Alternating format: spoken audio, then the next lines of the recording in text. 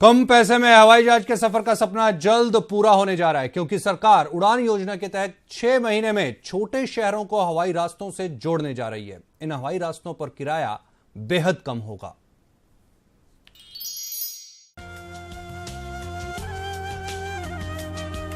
आम आदमी जब भी हवाई सफर की योजना बनाता है तो आमतौर पर महंगा किराया देखकर अपना मन बदल लेता है, लेकिन अब आम आदमी को अपना मन बदलने की जरूरत नहीं होगी, क्योंकि सरकार उड़ान योजना के तहत छोटे शहरों के बीच सीधी उड़ानें शुरू कर रही है।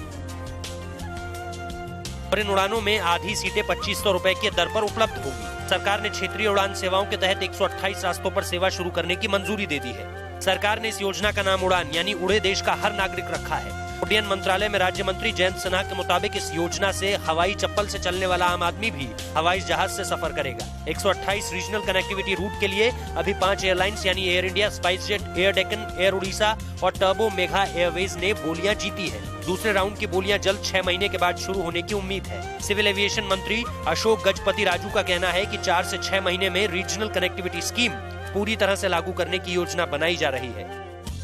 अशोक गजपति ने यह भी कहा कि जीएसटी लागू होने के बाद इन कंपनियों को फायदा होगा।